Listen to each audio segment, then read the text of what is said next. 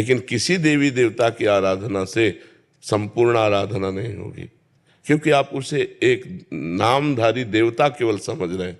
अगर उसमें भगवान भाव कर लो, जैसे गोस्वामी जी कह रहे हैं, जड़ चेतन जग जीव जत सकल राम मैं जाने।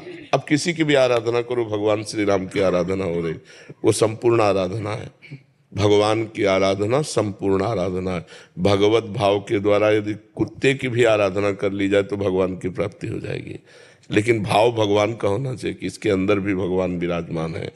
तो जैसे गीता जी में भगवान ने कहा कि देवता की आराधना करने वाले देवताओं को प्राप्त होते हैं, पितरों की आराधना करने वाले पितरों को प्राप्त होते हैं, भूतों की आराधना करने वाले भूतों को प्राप्त होते हैं, और मेरी आराधना करने वाले मेरे को प्राप्त होते हैं।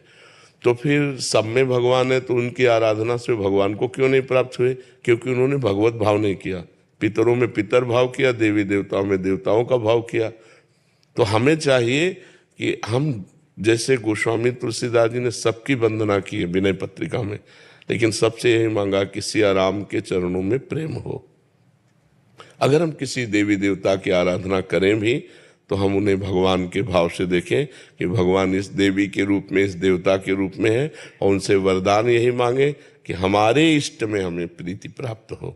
जिनको हमने इष्ट माना, राम श्याम शिव जो भी, उनमें हमारी प्रीति प्राप्त हो, कोई अपराध नहीं है। देवता